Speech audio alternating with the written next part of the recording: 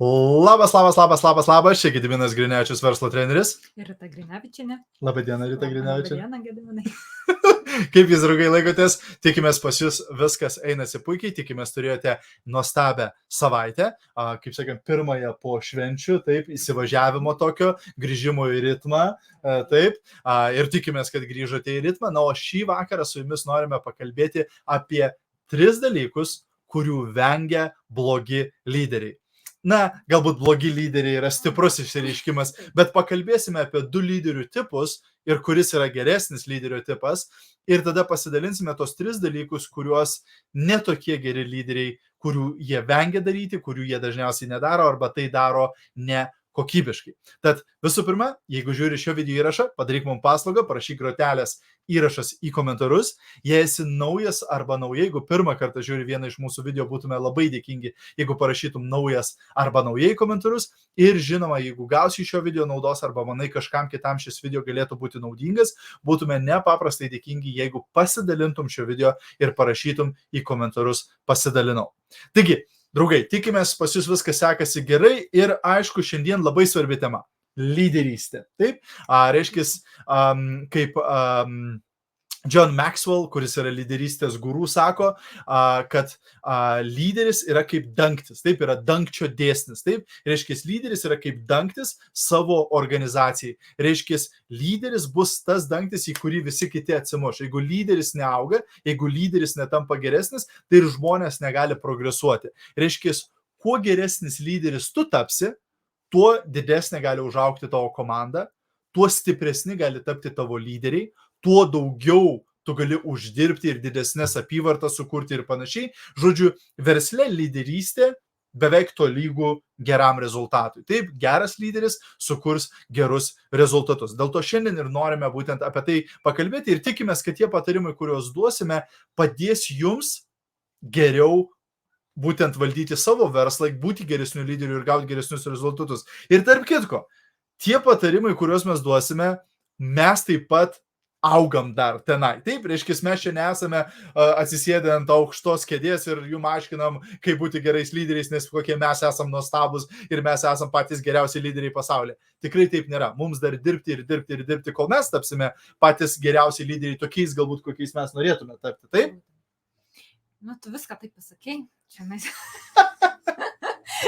Ne, iš tikrųjų, ką aš irgi norėjau pridėti, kad kai išgirsi, ir Gediminas iš karto pasakė, kad galbūt blogas lyderis, bet pasižiūrėkite šitus irgi patarimus, jeigu ypač, ir kaip ir mes kalbėjom, sakom, mes šito nedarom, šito, tai kur mums reikia augti, ne? Kai žinai, įvertini save, man dar čia reiktų patobulėti, man čia reiktų dar padirbti. Tai mes dėl to ir dalinamės ir norim ir jums palinkėti, kad kai išgirsit, pasiklausykit ir pagalvokit, kur man tuomet dar reiktų padirbėti.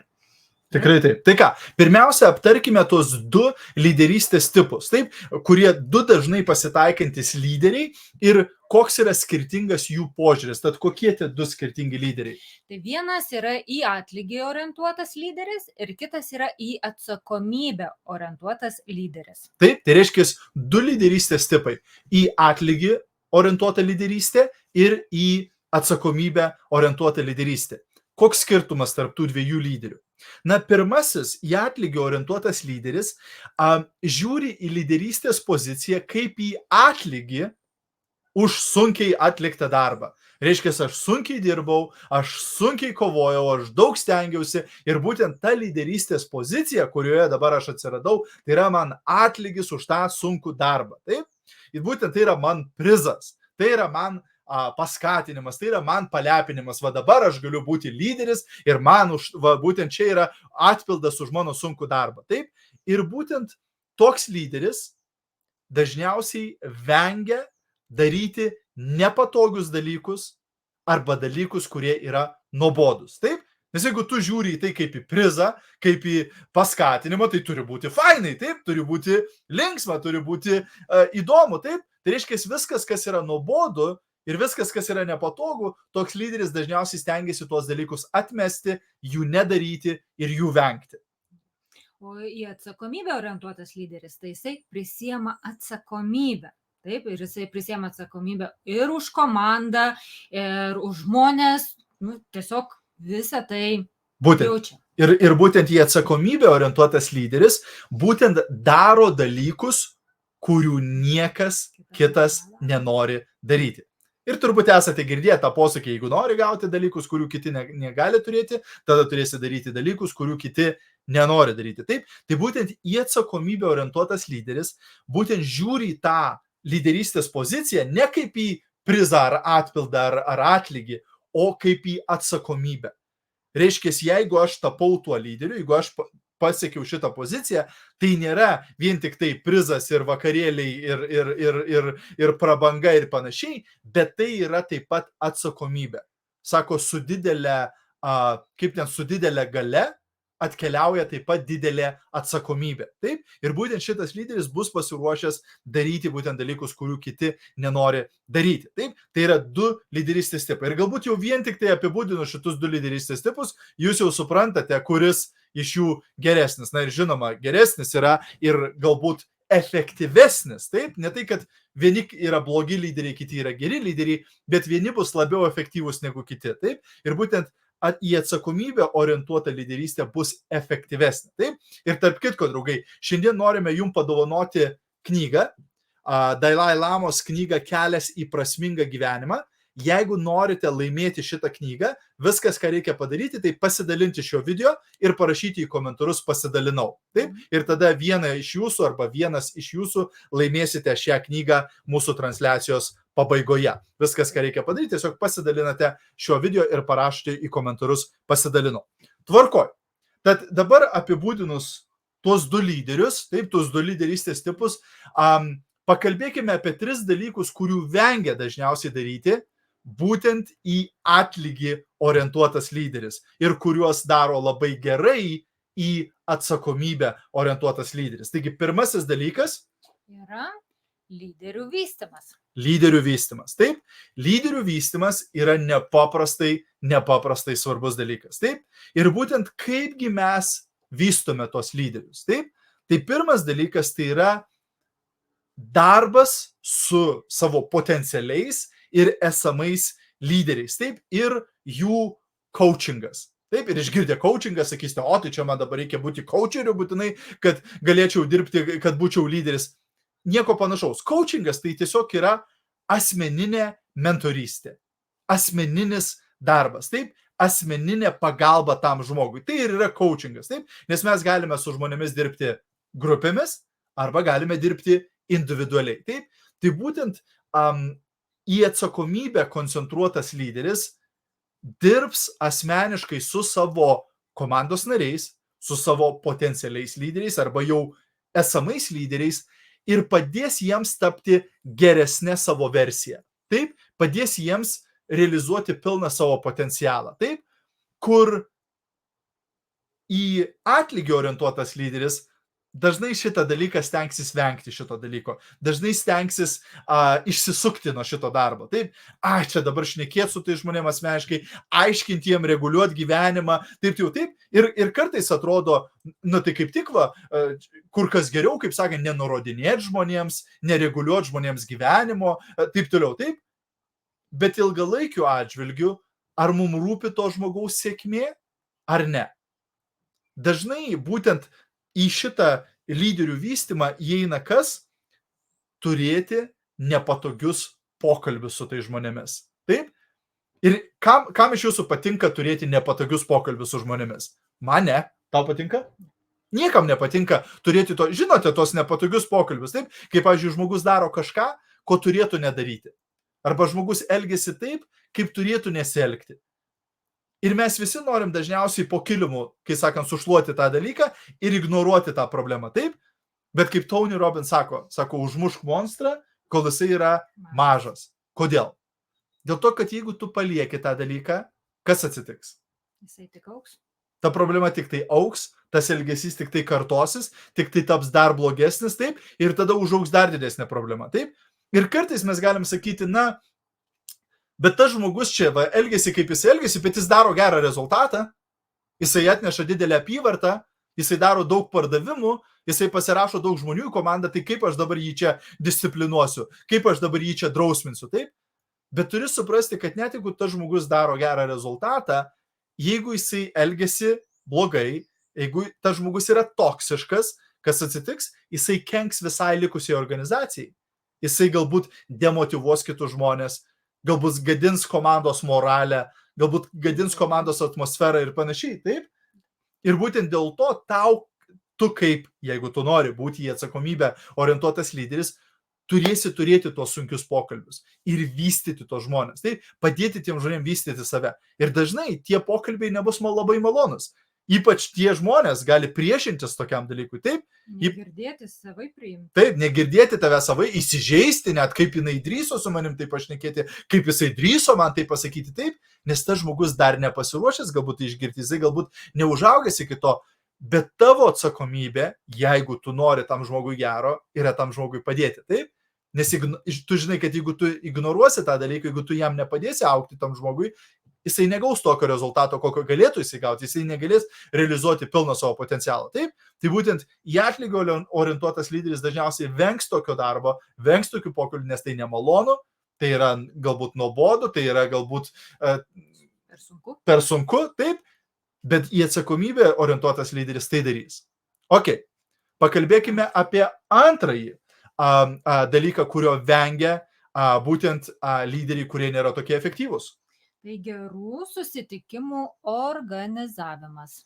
Taip, gerų susitikimų organizavimas. Ką tai reiškia? Visų pirma, į atlygį orientuotas lyderis, kaip ir sakėme, ko nori? Nori, kad būtų visą laiką fainai, nori, kad visą laiką būtų linksma ir panašiai. Taip, dėl to toks lyderis dažnai visų pirma nenori dalyvauti susitikimuose, taip nesvarbu, ar tai būtų viens ant vieno susitikimas, ar tai būtų mažos grupės susitikimas, ar tai būtų didelės grupės susitikimas, ar tai būtų online susitikimas, ar tai būtų offline gyvas renginys kažkoks, taip, dažniausiai į atlygį orientuoti lyderiai nenori dalyvauti tose susitikimuose arba renginiuose visų pirma, visų antra, jeigu jie ten dalyvauja, jie nenori būti pačiame tame renginyje, jie dažniau bus koridoriui, kur nors ten plepės su kažkuo. Nebent galbūt, jeigu pasakysi, kad lipsi ant scenos, jo, kad gaus jėgą, bet tada galbūt pasirodys taip. Reiškia, ir juo labiau jie nenori organizuoti tų susitikimų. Taip? Ir ko pasiekoje, kas atsitinka? Dažniausiai jų susitikimai, kuriuose jie būna arba kuriuos jie organizuoja, būna nuobodus, būna nevertingi, būna neįdomus ir tada visiems būna neįdomu ir tada visiems būna nevertinga. Taip, ir tokiu būdu tada pats tas lyderis ir visa to lyderio organizacija, komanda negali pasiekti tokių gerų rezultatų, kokius galėtų, jeigu būtų geri susitikimai, jeigu būtų kokybiški susitikimai. Taip, dėl to, kad vėlgi tinklinio marketingo versle mes žinom tą posakį iš Eric Worre, meetings make money. Taip, reiškia, susitikimai uždirba pinigus. Bet jeigu jie yra geri ir kokybiški susitikimai, taip, kita vertus, į atsakomybę orientuotas lyderis būtent vėlgi darys tai, ko kiti nenori daryti. Taip, būtent šitas lyderis žino, kokią didžiulę galią turi susitikimai, renginiai ir visa kita. Taip, ir tas lyderis būtent įdės daug pastangų, kad nesvarbu vėlgi, ar tai yra viens ant vieno susitikimas, ar tai mažoje grupėje susitikimas, ar kažkoks didelis renginys, kad tai būtų wow, kad tai būtų efektinga, kad tai būtų įsimintina, kad tai būtų naudinga, kad tai būtų praktiška, kad tai būtų jėga. Taip? Ir tada tokie renginiai, spėkit, ką jie padaro. Jie keičia žmonių gyvenimus. Žmonės po tokio renginio išeina, wow, su degančiom akim, sakydami, sekančiam renginyje aš noriu būti ant scenos, aš priėmiau sprendimą, aš noriu siekti viršūnę šitoje kompanijoje, aš noriu galbūt išeiti iš darbo ir būtent pilnai užsiimti verslu, aš pamačiau tą viziją, aš pamačiau, kad aš irgi galiu, aš pamačiau, ką įmanoma čia pasiekti, taip? Taip, ir kaip tu manai, renginiai naudinga? Labai. Labai aš čia iškalbė šiandien. Tvarkoj. Na ir tada trečiasis dalykas, kuris yra labai svarbus, būtent ir kurio vėlgi vengia neefektyvūs lyderiai ir kurį daro efektyvūs lyderiai. Tai yra pastovus ir pasikartojantis komunikavimas. Taip, tai vėl komunikavimas yra svarbus, taip, dirbant su žmonėmis ir į atlygį orientuotas lyderis vengs to komunikavimo arba galbūt pasidalins informaciją vieną kartą. O į atsakomybę orientuotas lyderis, jisai vis primins ir kalbės ir galbūt iš vienos ir iš kitos pusės, visai, kad tik tas žmogus tą informaciją įgautų. Būtent. Iš tikrųjų, vienas dalykas, ko negali daryti efektyvus lyderis, tai būti kai jaunas minulis. Taip, reiškia pasirodyti, kada jam užeina ir panašiai. Dėl to pirmas punktas ir buvo pastovus komunikavimas. Taip, reiškia, tai turi būti nuolatinis. Kai sako, lyderis turi būti ta uola, už kurios visi kiti laikosi, kuri duoda stabilumą tam verslui. Taip, jeigu lyderis pasirodo, kada jam užeina, pradingsta, kada užeina, vieną dieną yra, 3 savaitės pradingsta, vėl atsiranda, taip, tada tai nepriduos jokio stabilumo ir panašiai. Taip, ir vėlgi, tas lyderis, kuris žiūri į lyderystę kaip į atlygį, aš darau, ką aš noriu, aš pasirodau, kada aš noriu, aš pasirodau, kada man šauna į galvą, taip, ir tada būtent nėra tokio gero stabilumo versle, tokio gero rezultato. Tas lyderis, kuris būtent turi į atsakomybę orientuotą lyderystę, bus visą laiką pastovus ir visą laiką bus komunikuos. Dėl ko? Dėl to, kad jisai arba jinai jaučia atsakomybę už tą komandą, už tą kompaniją, už tai, kas bus. Taip? Ir antras žodis būtent yra pasikartojantis. Ką tai reiškia? Reiškia, tyrimais įrodyta, kad komandos nariai turi išgirsti žinutę iš lyderių 7 kartus, kad pradėtų rimtai žiūrėti į tą informaciją. 7 kartus. 7 kartus. Bet jeigu tau reikia kartoti tą pačią informaciją, koks jausmas? Nuobodu, taip, dabar. Tai jeigu mes žinom, kad į atlygį orientuotas lyderis vengia daryti kas nuobodu, spėkit ką. Jisai vieną kartą praneš, arba jinai vieną kartą praneš komandai apie kažkokį dalyką, ir paliks likimo valiai. Taip, aš taigi pranešiau visiems. Bet vieną kartą išgirdę žmonės visų pirma, pusė jų net neišgirs to žinutės ir net tie, kurie išgirs, nepriims to žinutės rimtai. Bet būtent į atsakomybę orientuotas lyderis žino, kaip svarbu yra iškomunikuota informacija, žino, kaip svarbu, kad įsisavintų visi komandos nariai tą informaciją, dėl to kartos vėl, ir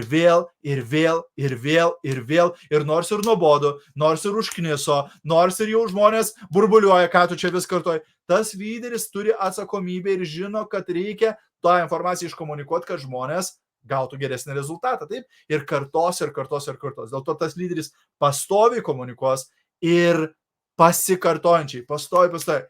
Būtent lyderiai, kurie yra į atlygį orientuoti, dažnai, kadangi jie nori, kad lyderystė būtų linksmas procesas, būtų įdomus procesas, būtų fainas procesas, taip, jie dėl to yra, angliškai vadinasi, flash in a pan. Taip, reiškia, keptuviai, kai žinot, kai vandens lašas papuola, taip, reiškia, jie vis keičia savo nuomonę, vis naują dalyką reklamuoja, vis apsigalvoja ir panašiai, taip, ir dėl to nėra stabilumo.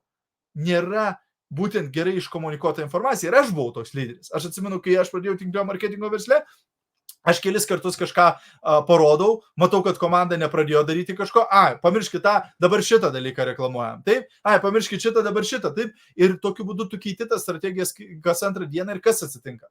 Tada niekas neveikia. Tada jokia strategija neveikia, nes nėra to pastovumo ir to pasikartojančio būtent reklamavimo. Dėl to tai yra nepaprastai svarbu. Tai va tokie 3 dalykai, kurie yra labai svarbus ir tie 2 lyderystės tipai, labai tikimės, kad buvo naudinga. Na, o dabar? Dabar palauk, kaip tik klausia kažkas, ar bus išsaugotas įrašas, tai žinokit, jeigu prisijungėt vėliau, tai mes duosim prizą, jeigu pasidalinsit šią transliaciją. Tai greitai. Taip, tai norime padovanoti būtent šitą knygą, Dalai Lamos knygą Kelias į prasmingą gyvenimą. Viskas, ką reikia padaryti, tai pasidalinti šio video ir parašyti į komentarus pasidalinau, kad laimėtumėte šią knygą.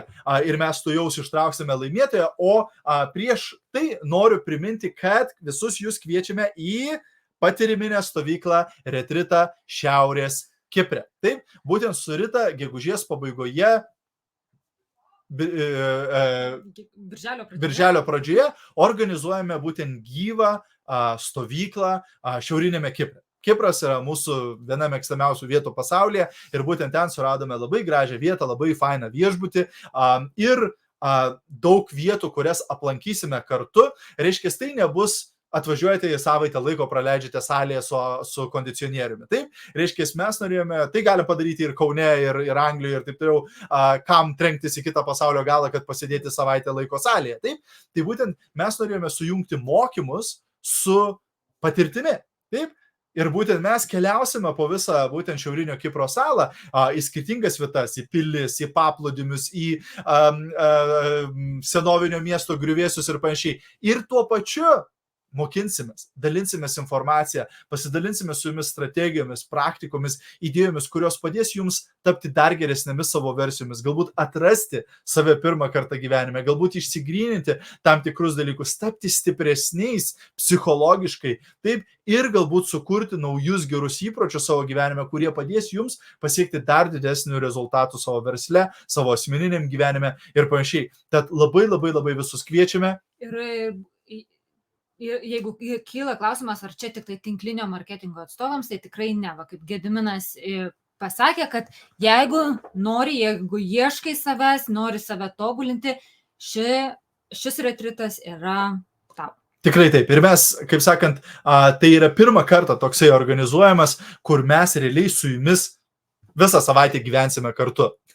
Reiškia, mes galėjome apsigyventi savo apartamentuose, kuriuos mes turime įsigiję šiauriniam Kipre, bet specialiai taip pat užsirezervavome tame pačiame viešbute, kur ir būsite jūs, kad visą tą laiką leistume su jumis. Reiškia, mes kartu pusryčiausime, kartu pietausime, kartu vakarieniausime, spėsim nusibosti, kartu medituosime paplūdimyje iš ryto, kartu galbūt sportuosime, kartu vizualizuosime, kartu keliausime. Taip, reiškia, norėjome praleisti daugiau ryšio su jumis, kur būtų daugiau galimybių pašnekėti asmeniškai, pasidalinti idėjomis, prisėsti kartu, išgerti puodelį, be to lėkimo, be to kaip normaliai būna kažkoks renginys, žmonės susirinko, praeina mokymas, greitai nusifotkinam, greitai apsikabinam ate ir viskas visi išsilakstom. Taip?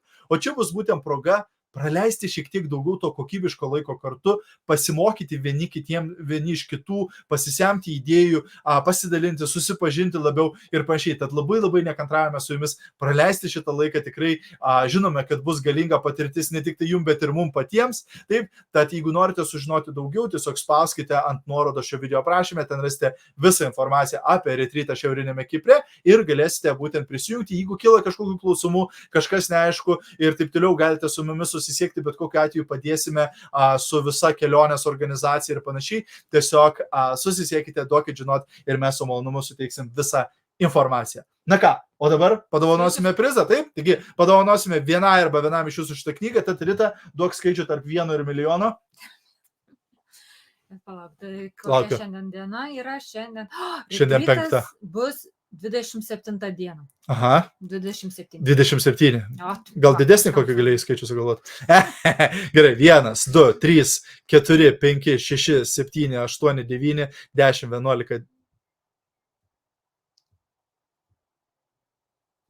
12, 13, 14, 15, 16, 17, 18, 19, 20, 21, 22, 23, 24, 25, iki kiek aš skaičiuoju? 26, 27. Taigi, laimėtoja Virginija Servaitė Lukauskienė. Taigi, Virginija, ačiū tau visų pirma už pasidalinimą ir visų antrą sveikinam. Laimėjai šitą knygą, parašyk man asmeninę žinutę su savo pilnu namų adresu ir pašto kodu ir telefono numeriu ir mes tau išsiųsime šitą knygą dovanų. Ačiū visiems, kas dalyvavote, labai tikimės, kad buvo naudinga ir įdomu. Jeigu buvo naudinga, būtume dėkingi už pasidalinimą ir linkime gero vakaro ir sakom iki greito. Ate, čiau.